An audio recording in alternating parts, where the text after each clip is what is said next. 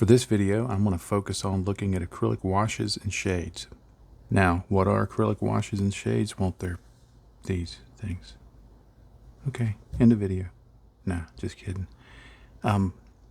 They're ways of adding panel lining, adding stain, adding streak. There's a whole lot of ways, and I'll show some of them. And I'll go ahead and tell you now, it won't be exhaustive, no matter how many ways I show of using these. After the video is over, somebody's going to comment and say, you forgot to do this. No, I'm not per se forgetting anything. I'm showing you what I want to show you, because I'm an old man and I do what I want to do when I'm grumpy. But anyway, and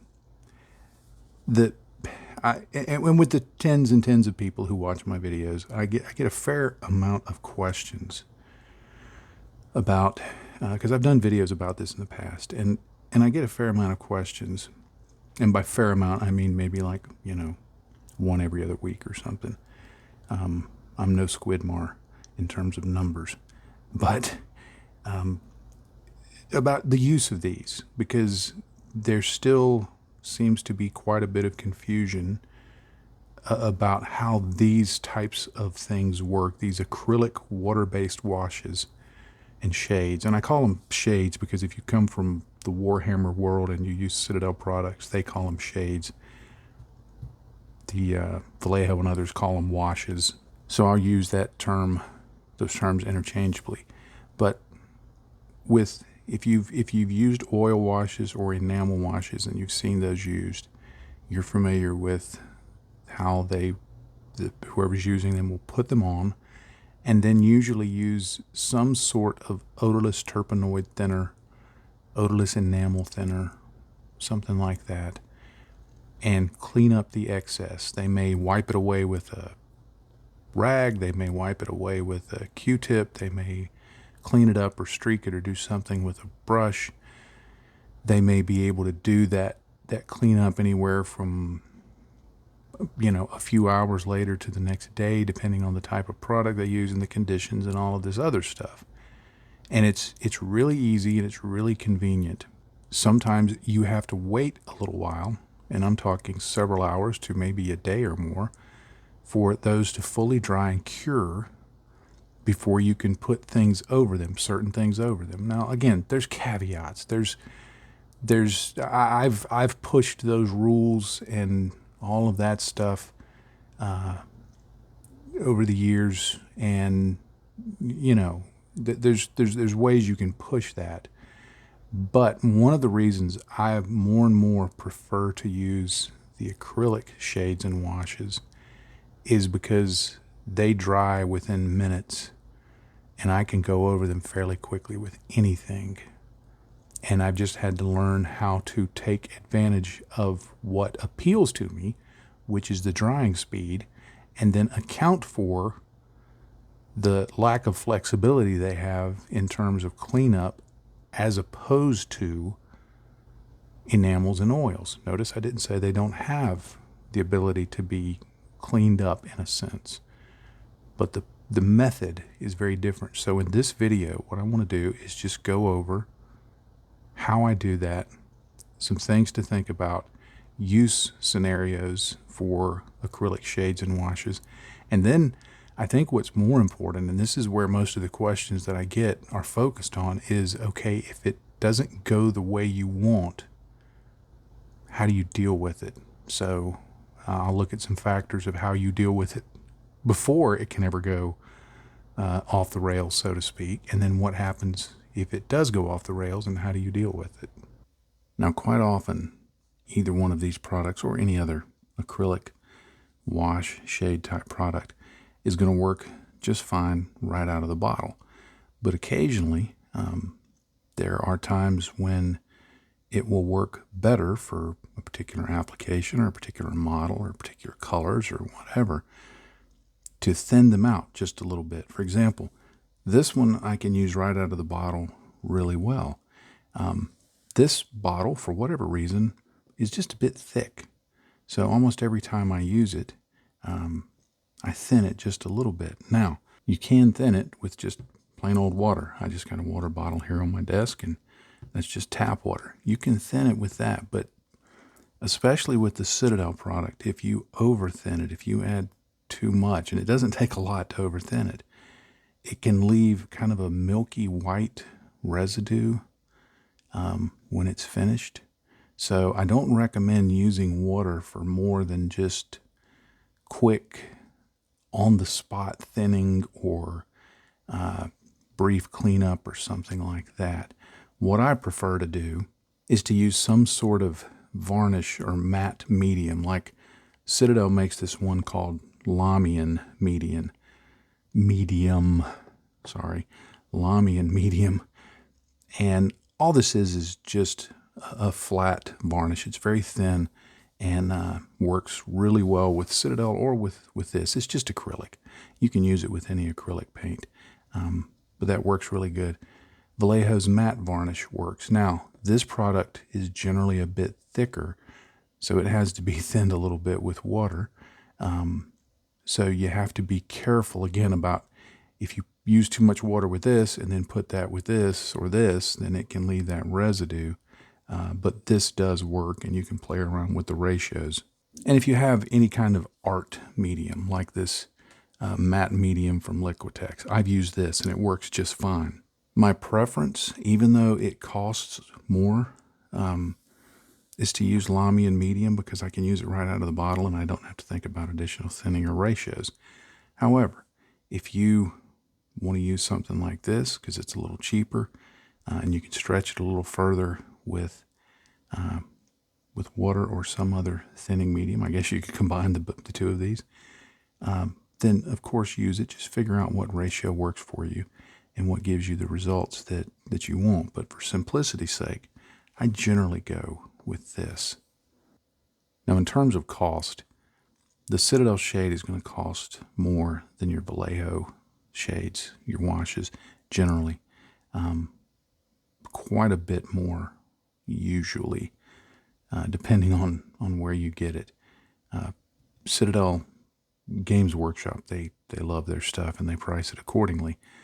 So keep that in mind. Again, I like using this, and there's a Warhammer store near me that I can pick this up if I ever need it. So a lot of times I get this for convenience, but more and more I'm using this and just trying to keep stocked up on it because I have to order this through the internet or ask one of my local hobby shops to order it for me ahead of time. But I like using this because it's more affordable. However, one of the great things about the Vallejo product is there is an alternative in terms of quantity. Vallejo makes a few colors, not their whole range, but a few colors. I know I've got this black and then kind of a sepia tone bottle, but they've got this black in a 200 millimeter size. And this is, how big is this? 24 milliliters. This bottle here, at the time I got it, cost me about the same as this bottle. This, I think the Citadel was a little less, but you do the math. This equates to many of these, and all I have to do is just get a dropper, and when this runs out, or I could use this bottle, it doesn't matter. When either one of those run out, just get a dropper bottle and refill it from this. So you can really save some money on your shades and washes if you get one of these big, I call them the Holy Roman Empire size. They're just really big, and they're very, on a per milliliter or per ounce basis, they're really good. Now let me talk a little bit about application, because depending on how you model, what you're modeling, and your expectations, your usage may have to change just a little bit. For example, on this Games Workshop Warhammer model, you'll see that the details are very exaggerated, and any panel lines or any recesses or anything like that, they're very deep, very wide, easy to work with. So that benefits the acrylic washes, because then you're not worried as much about the cleanup, because I'll show you in just a minute, I'm able to just put some in and it just goes on fairly easily and does what you want. On something more traditional, say like armor or an aircraft, the panel lines and the details tend to be, this is actually a gaming piece, but it's a piece of historical armor. The panel lines and the details tend to be much more petite, and that requires a little more finesse in terms of application. But again, you can figure it out. Now, I'll go ahead and tell you from my aircraft modeling experience. If you're an aircraft modeler and you've got, say, a model from Edward or something like that, Tamiya, that has very, very fine panel lines, it's going to be much more difficult to get a clean application of an acrylic wash like you would with oils or enamels. It's not impossible, but you've got to really pay attention to your technique, and you've got to really pay attention to the cleanup methods. Now, one of the simplest cleanup methods is to look at when you're applying the shade in the wash. In other words, when I was building aircraft, I would get a model fully painted. Whatever distressing I was going to do, whatever paint work I was going to do, and usually it was an airbrush, I got that completely done. And then if I was applying an enamel or an oil wash, I would do that afterwards. Now what I find is more effective in using these acrylic washes is I get base layers down, then I may apply some weathering effects, some basic weathering effects, but then I go in with the acrylic washes and apply those, and it gives me the opportunity that if they get out of bounds, so to speak, I can go in and clean it up very quickly with the base colors, and then do the final distressing and effects after that. So a lot of times it's not that they're not usable in certain circumstances. You just have to change up the working order just a little bit to be able to get the most out of them. I think the biggest point of failure that I see when I talk to people about trying to use these is they try and use them exactly like an oil or enamel, and they're not an oil or enamel. So you've got to know you've got to experiment, you've got to, use your thinker to say, how can I make effective use of these? And some people get frustrated with them and decide, I want to stick with oils and enamels, and that's fine. But like I said, I'm more and more trying to go 100% acrylic, and it's not for any environmental reasons, or there are health reasons that I've heard a few people tell me that even the odorless thinners that they use, a few people have told me that they have sensitivities to those. And so going all acrylic, I just like using acrylics because this is what's most readily available for me. It's just a supply chain issue. I can stop at my local Warhammer store or at my local hobby shop, Hayes Hobby House in Fayetteville, North Carolina, best little hobby shop in the planet. I can stop at either one of those places and get what I need, and they're affordable and they're available, and I put them on the model and they dry quickly and I can move along. So that's very important to me. Now, another thought about application technique, and if you build Warhammer or gaming models, you probably already are familiar with this, but a very common technique is to put down the base colors and then put down the washes in whatever manner you're going to do, and then dry brush over the base color with a lighter color. That dry brushing will often clean up a lot of the excess from that might spill out, that might not be quite as neat as you want from the washes, and that helps control that. Another thing to think about is that if you're going to weather the model, then a little bit of staining from the washes is not necessarily a bad thing. Again, it's a matter of figuring out, if I'm going to switch to these, how do I make them work? That's the attitude that I took. It was an adjustment for me, but I wanted to learn how to do it. I didn't want to just try the product. There's a difference between trying a product and mastering a product.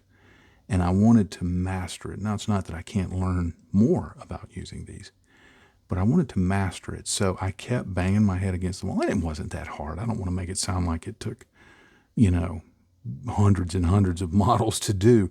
But pretty quickly, and especially using a test model, I figured out what works best for this, what doesn't. And then as I've continued to use them, it's just refined the technique. Now, for any acrylic wash, you want it to be thoroughly mixed. Like with this Citadel Nuln Oil, if it's not thoroughly mixed, when you apply this, it will be glossy. It'll look okay, but it'll be glossy. With this, if you don't have it thoroughly mixed, it can look kind of milky, kind of glossy. So you want it to be thoroughly mixed. Now, for any of the dropper bottle type products, I always put in a little shaker ball, if it doesn't already have it, to make sure that it gets well shaken. And it's maybe just me, but I don't shake it up and down, but I try and swirl it so that it stays at the bottom and mixes that stuff up at the bottom. And then when I turn it over, I think it's more thoroughly mixed, but that's just me. With these, the thing I don't like about the Warhammer videos that Games Workshop puts out is they always show them shaking these bottles. But if you shake these bottles, it'll get up under the lid and it'll dry up, and the lid won't be able to seal properly, and these products will dry up. That's probably why they do it, because then you have to buy more. What I do is I pop this puppy open and I get my handy dandy spinner of stirrage, and I just thoroughly mix that thing up. And now, let me clean it off.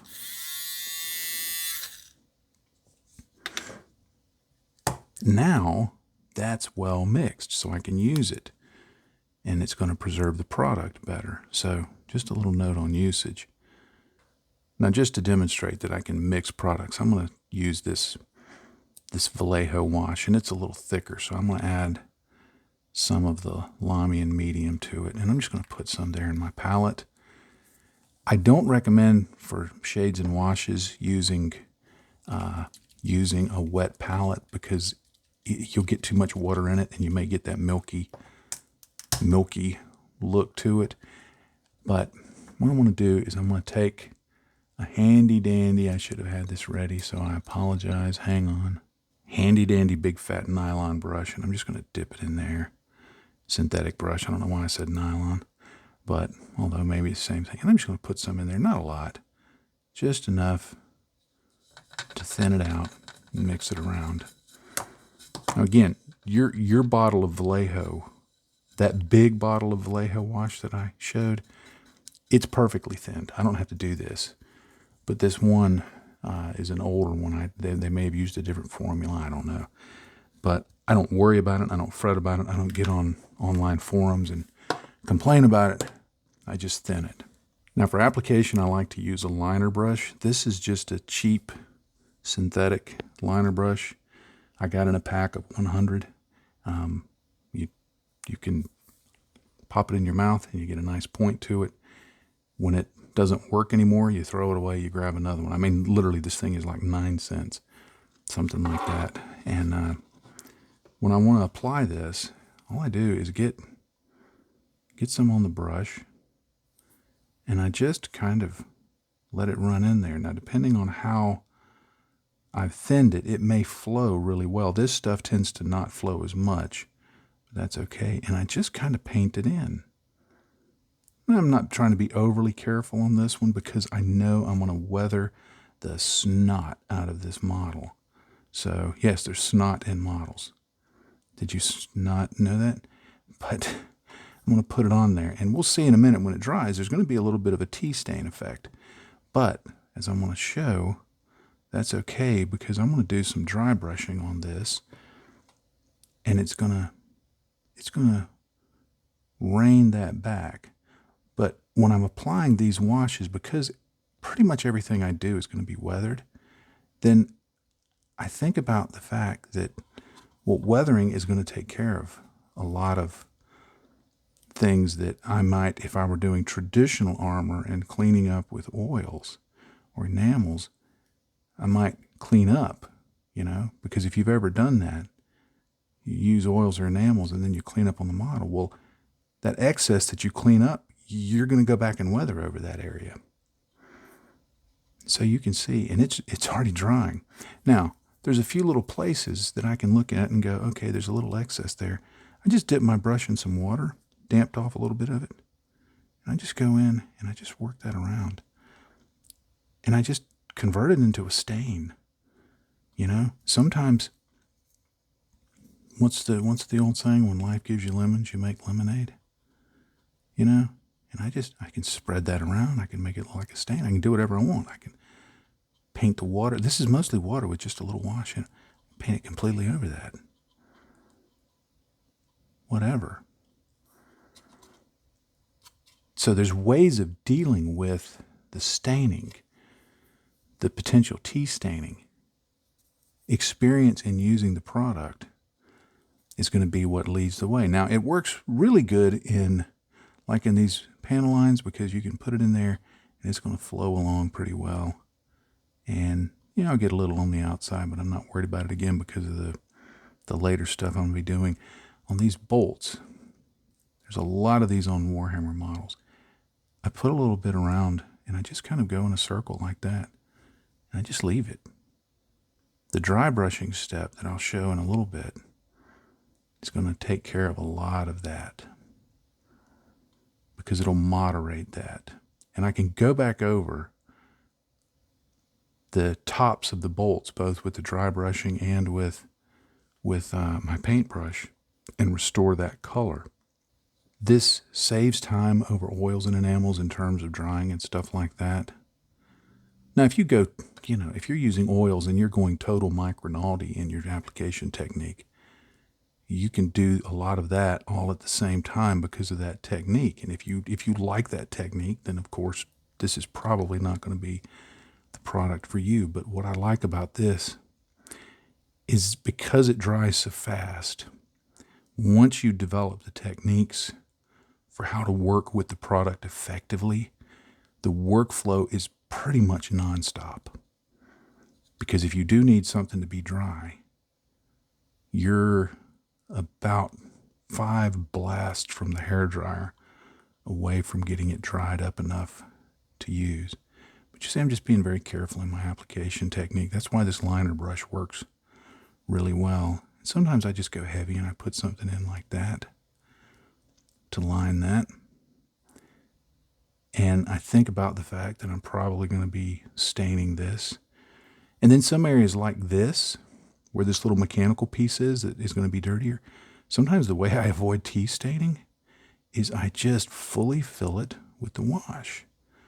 And what will happen is the wash, because it's fairly thin, is going to pull back from the details. And I can go in, I can clean my brush off and go in and soak up some of the excess. But that's going to dry, and it's going to leave it looking a little recessed looking. See how this is now? See how that's drying? So it's not too much darker than the darker parts, but it gives a little bit of relief. It gives a little bit of, a look of depth. Now, like for something like this, another technique that I use is I often go in and I paint it on there like that, very wet, and then I take my brush and I grab some water, and then I go in here to the spaces in between and I just clean it up. So again, you can work with this, but the technique of cleanup is different than it is with oils or enamels, but it's still just a cleanup technique. I think that's one of the things that often doesn't get pointed out in doing this product, is you can clean it up. The method is just different. That's all it is. So you see how this workflow is that I'm doing. Now, if you watch the painting episode of this series, you may remember me painting this plow that's going to go on the front with rust colors, and then adding in some chipping and then some of the base color. And so it looks like there's, less paint worn off up here, more of it worn off down here, because of course, if it's on the front of the tank, it's going to be plowing through, things. I want to add a wash to this to bring out the details, but I don't want to spend a lot of time doing it. I'm mainly going to be focusing on the plow blade. There are a lot of different colors of acrylic shades. Citadel makes a ton of them, but there's others from Games Workshop and Vallejo and other companies. So I'm using one called Agrax Earthshade. It's just brown. Don't get hung up on the name. It's just brown. And I'm actually going to use this right out of the pot. I'm just going to grab some and put it right up there like that. And the way I'm going to do this is a really simple application technique. I'm just going to do that. Just blob it on like that. And I'm going to thoroughly cover everything. And it's thin enough that it's going to run around. And it's going to leave some staining, all that. But I'm going to be putting a lot more weathering on this. So I don't care if it gets stained, because I want this to look beat up and worn and all of that. And you see I'm doing this. Now I'm taking a paper towel and I'm working some off. And then I just go in here and I just kind of dab it around. I just let the brush soak up a little of the excess. Not all of it, but just a little. And I just let that get all messy and goopy. And you see how much I'm using there. I am not being, I'm not holding back. I'm not being conservative with the use of this. Now, if you're going to use this technique, I recommend that whatever piece you're going to put it on, you do it all in one sitting. Because if you come back and let this dry and apply it over and apply it, pick up another section, that there's not, like you'll notice that I'm leaving kind of a very distinct break between this section and that section, for purposes that will become apparent here in a few minutes. It can really, at where the two overlap, it can leave a stain that's really hard to cover. You can cover it with paint. Remember that. If you don't like anything you're doing, whether it's acrylics or oils or enamels or anything, if you don't like it, just add paint back over it. Don't panic. Don't worry that you've ruined the model. Just add paint back over it. So let me let this dry, and I'll show you the comparison between this section and that section. Hang on. Now, with just a couple of minutes, and literally, I mean a couple of minutes, no more than 2 minutes with the hairdryer, that's pretty much dry. Now you'll notice that there's like a really heavy tea stain right here that remains, that I didn't soak up. I am not worried about that in the least, because I know with this that I'm going to be putting mud on this, or mud effects, and it's not going to matter. So again, you could use oils and enamels and get very pedantic about cleaning everything up and making sure all the edges are neat and all that. And then when you put the mud effects and the earth effects and the other weathering effects on this, it doesn't matter. Your neatness at that point means nothing. So, and again, I could go back in if I want to maybe stipple in some of the base colors right along here or something like that, just to bring out those highlights. I could do that, but you see the difference. It just pops out the details. Now I could have used a shade, I could, on the rusted areas, I could go back in with this Fuegan orange, and like enhance the rust areas or something like that. The thing to keep in mind with any shade, oils, acrylics, enamels, whatever, is it's just paint, really. It's just a slightly different kind of paint. It's a paint with generally more thinner. It's a paint that's being applied less for coverage and more for effect. So you can paint over this. You can mix it with paint. You can do all sorts of things with it. But you see how that ended up. And that was a really quick application. No muss or fuss, no waiting, no worrying about drying times. It's done and ready to go for the next step. So it can really move your workflow along. Now, I've done this forward area here. I'm not going to do the whole side of the model yet for this video, but I'm going to take some of This is part of the original base color here, the blue-gray pale from Vallejo. I just got some in my palette, and I'm going to take just a little bit right up here, like this. And I'm just going to get some water, and I'm going to thin this down right there on the palette, fairly thin.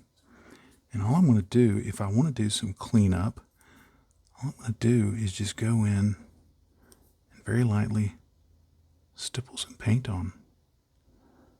Keeps it looking distressed, keeps it looking beat up. This just contributes to the weathering, you know?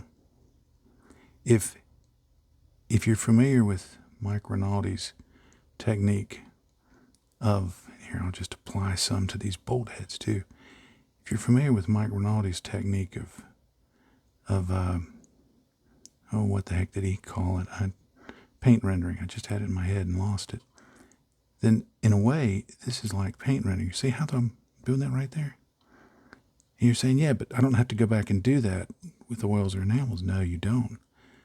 But you have to deal with the drying times and their own things, their own, you know, little quirks. This is not the product for everybody. But I've had a lot more people tell me that they take to this fairly well because it's much more like the acrylic paint they're already using.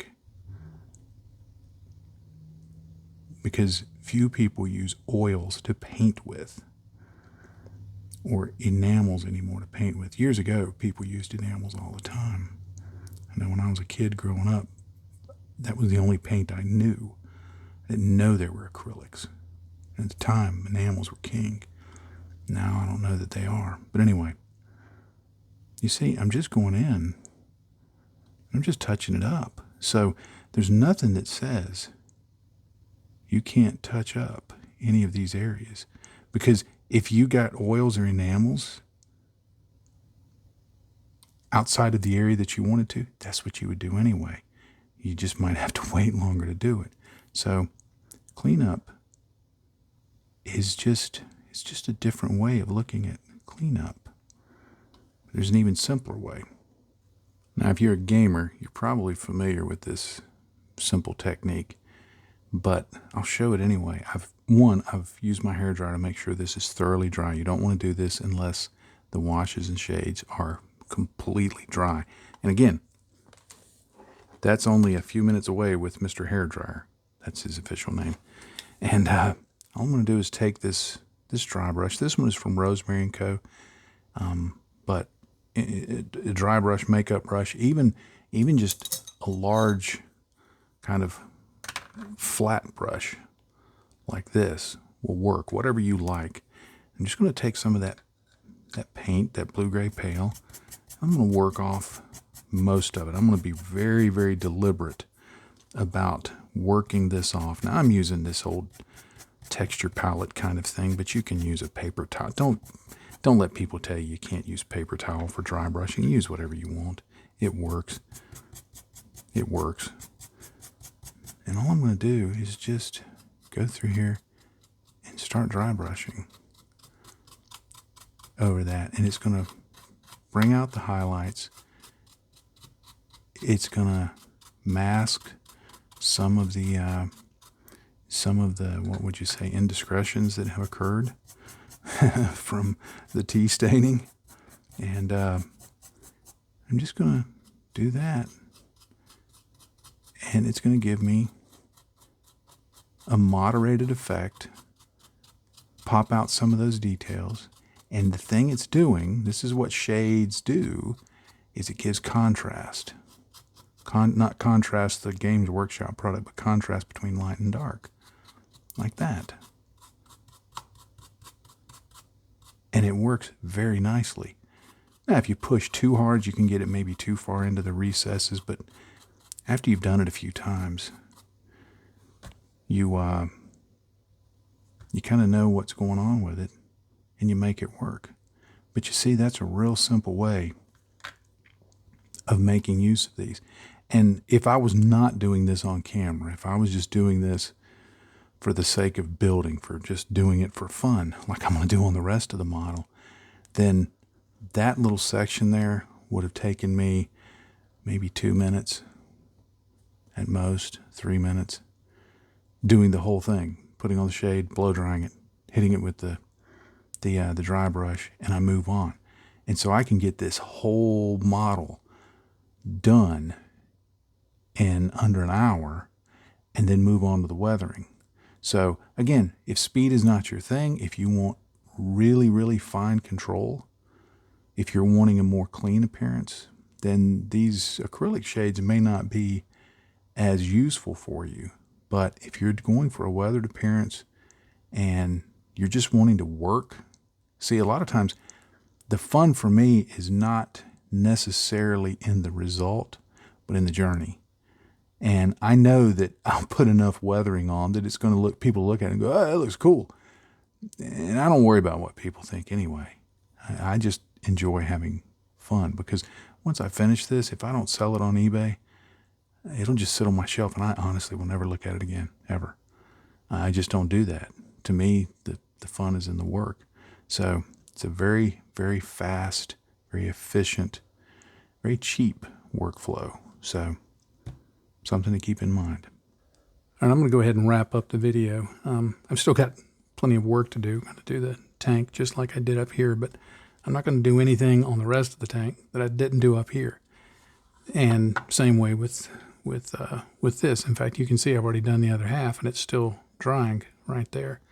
So the basic takeaway for using acrylic washes, and I've talked about this in other videos, so it may, if you've watched other videos, it may sound familiar, is that oils and enamels are a subtractive process, meaning you put the product on and then you use some kind of thinner to take off what you don't want, to manipulate what you don't want.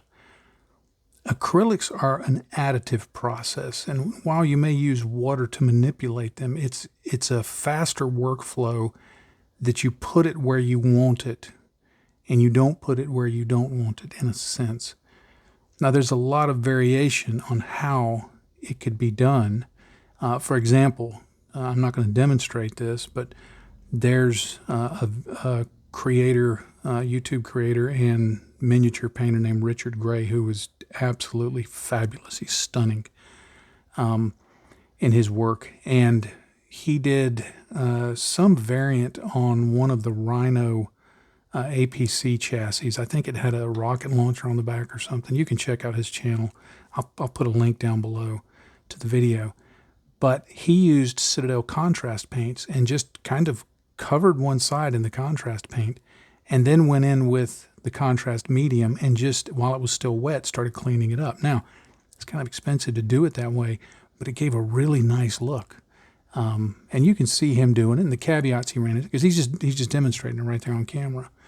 So there's a lot of ways that you can make use of acrylic products. I can't show them all, simply because there's too many variations. There's things you could try. There's things you could do. There's things that I do all the time that I've not tried before, and I either deliberately do something, or more often than not, I accidentally do something, and I think, hey, that looks really good.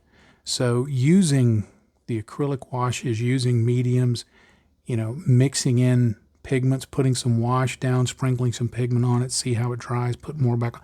There's so many things that you can experiment with. And again, the benefit of the acrylics is a very, very fast workflow. So if a fast workflow is something you're looking for, if you're just wanting to get stuff done, maybe you're not trying to game. I'm not a gamer, but maybe you're not trying to game, but you're just wanting to sit down. You've only got a few hours and you want to get work done. You don't want to spend months and months and months on a model. You want to maximize your time. These products are going to be very good for making that happen. And there's more than Vallejo and Citadel. I think AK does some washes. Some of you are probably noting I haven't said much about Army Painter. They have products. I'll just leave it at that. If you like them, great. Personally, I don't use them. But there are other products out there. And you can take, for example, some kind of medium like this Lahmian Medium, or the Liquitex Medium, and you can just mix in acrylic paint. Come up with your own mixes. So it's very flexible, very quick, very good workflow. I like the intensity of the color. Sometimes when using enamels and oils, sometimes as they dry, they can, if you over thin them, they can break apart. The intensity of the color may not be there. But generally with acrylic washes, the intensity of the color stays, and it's very good. And there's also good use for ink in that way. Experimenting with your matte medium and various inks can also be a very good way to use it for everything from panel lining to weathering to other uses. All right, I get a lot of comments for videos where I spend more time explaining things than I do demonstrating things.